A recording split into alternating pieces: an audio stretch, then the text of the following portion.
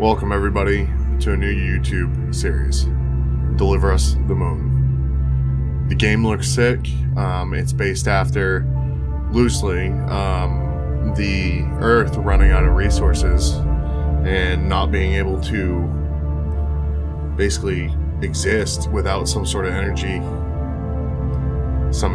input from some different source, which is where the MPT transmitter comes in, which we'll learn more about in the story in the first opening cutscene.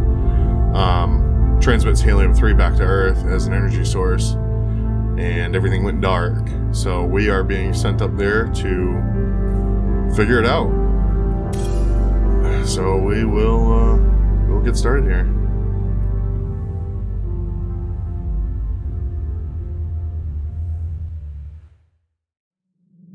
There was a time when resources seemed endless. But in 2030, the great energy crisis began.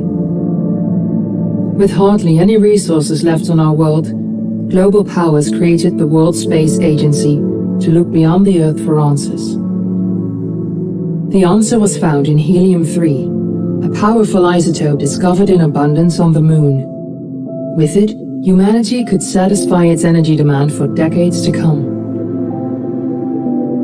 And so, in 2032, mankind colonized the Moon. Spearheaded by the Lunar Council, the WSA constructed several permanent settlements to harvest and process helium-3. The resulting energy was transferred to Earth through a revolutionary energy network, the Microwave Power Transmission, or MPT. For a time, all seemed well. Then, one fateful night in 2054, the lights went out. No energy. The MPT had gone offline, and communication with the lunar colonist was lost. Without earthly resources to launch a full-scale rescue mission to the Moon, the World Space Agency was shut down permanently in 2055.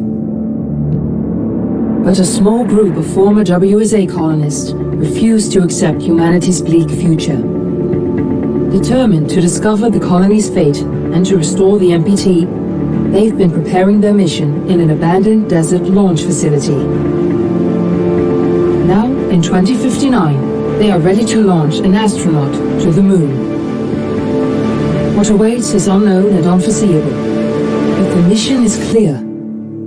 Deliver us the Moon.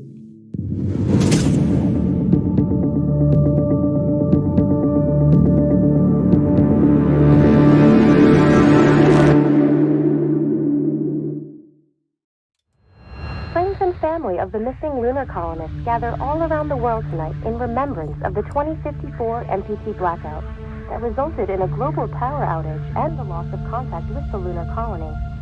The blackout caused global turmoil, which ultimately led to the closure of the World Space Agency 1 year later.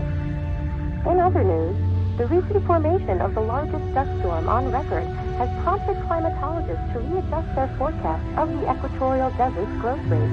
As a result of the new storm, the desert could soon cover 30% of the globe's landmass. Several governments have pledged support for refugees, despite reports of resource shortages. The dust storm is expected to hit residential zones between the northern 49th and 50th latitude lines by late afternoon and pass over the World Space Agency's former MPT ground station in the Adirau Desert. Authorities have imposed a mandatory evacuation of the impacted areas.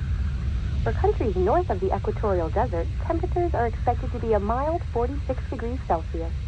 This was Nicole Case for World News 1, September 16, 2059. Wishing you a safe and happy day. Alright, so there is a lot to unpack there. First of all, 49 degrees Celsius is not mild by any stretch of the imagination. That's like 116 degrees Fahrenheit. That's pretty hot. Looks like we got some stuff to look at here before we go anywhere. The other thing too is that 49th and 50th latitude lines. It's 45 halfway up to the North Pole from the equator. So we're talking like 2/3 of the world. That's nuts. Everything's hot I'm sure it's hot and sticky and gross in here. Alright, let's look at this magazine. Moon Man Far Crossing. A brave astronaut ventures to the moon. His mission, to explore the lunar expanse and uncover its mysteries. While the road is desolate and the hardships many, he knows he must preserve to save mankind. It's kind of an awesome little opening tidbit here. What is this? Launch sequence. We've done it 1,000 times before during our simulations. We know you can do it. Good luck. Well, I'm not going to remember any of it. That's all written right there. What else do we got? Is there anything over here? MPT Online. MPT transmits power from moon to Earth. Let's read that because that's a little small. The microwave power transmission, MPT, generates power inside a fusion reactor and sends it wirelessly to receivers on Earth, fueled by helium-3 harvested on the moon. While the MPT took over a decade to complete, the energy signal traveled rapidly from the lunar colony to Earth. The World Space Agency believes that the MPT can transmit enough energy from the colony's fusion reactor to supply 20% of Earth's population. That percentage is expected to rise quickly. In another decade, the MPT could power all of Earth, said Dr. Isaac Johnson, the agency's lead scientist. Earth will never be in the dark again. And on the backside it says, is it working yet? It looks very reminiscent. It's almost like a Tesla sort of political cartoon I see there. It's kind of cool. We're ready to start the mission. Do you copy? Yes. Assuming I gotta get in the suit.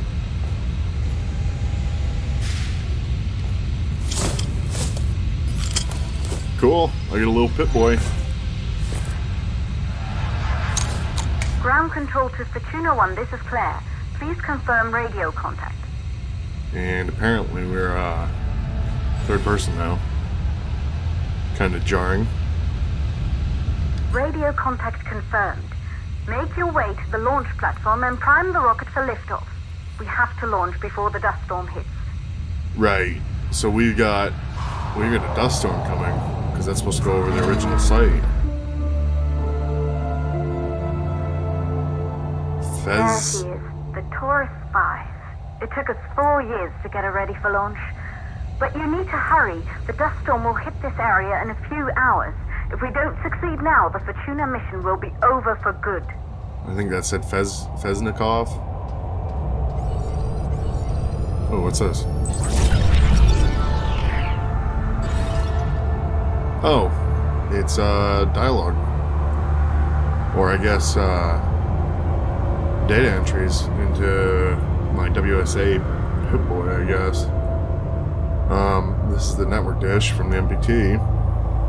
Created by Isaac Johnson, the MPT transmitted power from the moon to Earth through a network of satellite dishes. Since Isaac's disappearance during the 2054 blackout, Claire Johnson has studied her father's work closely in preparation for the FORTUNA mission.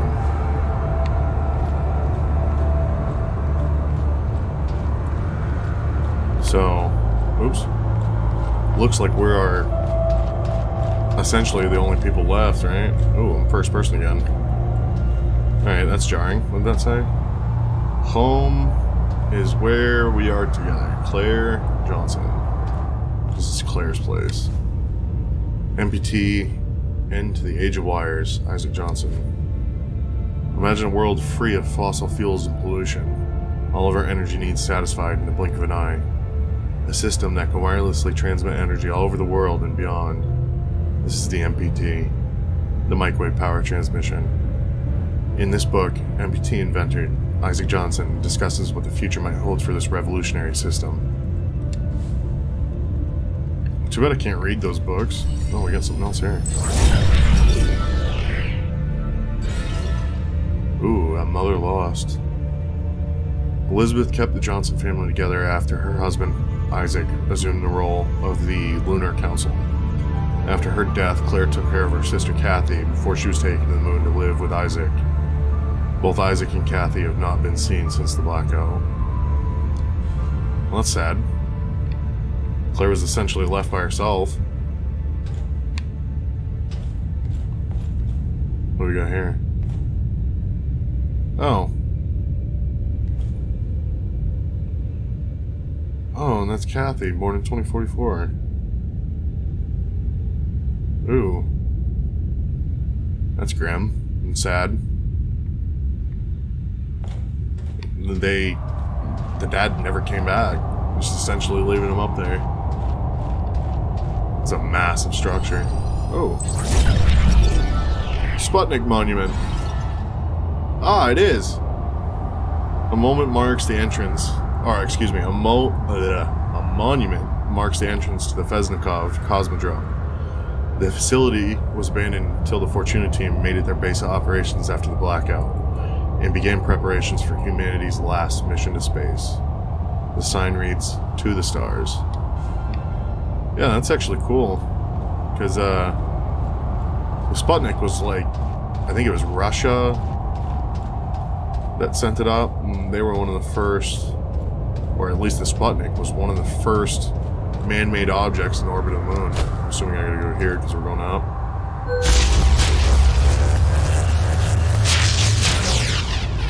Well, that's not good. And did I say that was in the orbit of the moon? The Sputnik was the first man-made object in orbit of Earth.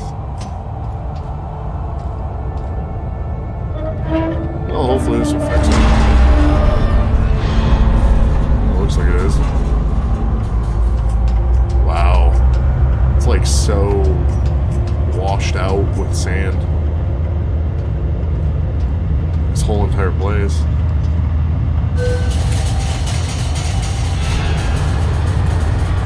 Good, I see you're on your way up to the facility. The control center is located on the top floor. There you can prime the rocket for launch.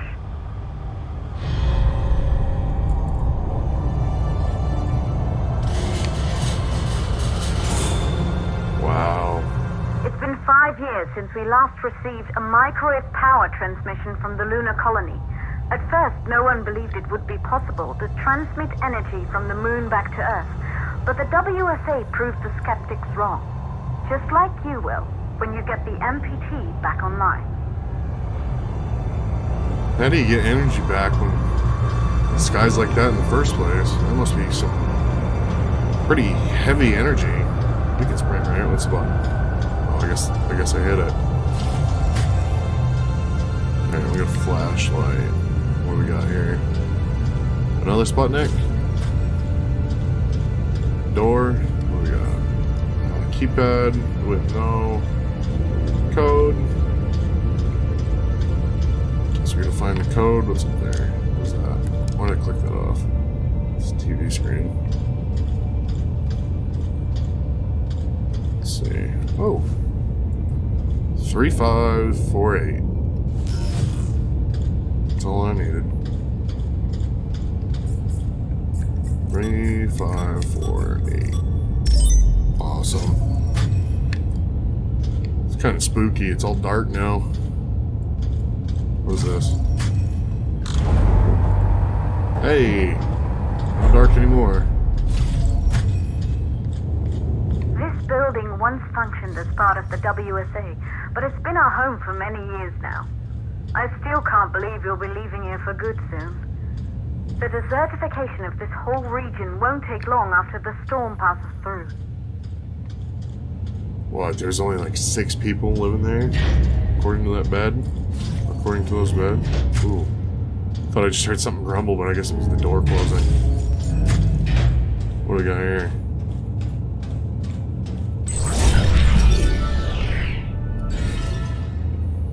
Oh, Fortuna.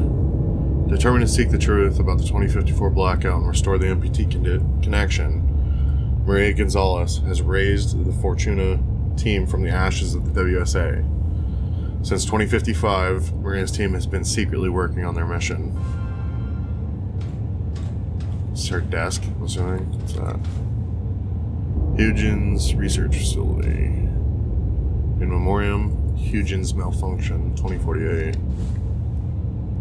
That's interesting. Does this paper say anything? During the Huygens malfunction, we had comms with Earth. Blackout is different. How does a whole colony go silent? What happened up there? Makes me wonder. Because wouldn't there be redundancies? Wouldn't there be redundancies in the comms, in the fuel, in the electricity, the oxygen? Anyways, the Maria's broken ASE unit. One of the few survivors of the 2048 Huygens cryo sleep malfunction, at least that's a tongue twister, Maria brought her damaged ASE unit back to Earth with her. She's been trying to repair her ASE in hopes of restoring the holographic recordings captured by the device during her time at the Huygens research facility. So I'm assuming she suspects foul play in memoriam for those lost. Don't forget everyone we lost that day.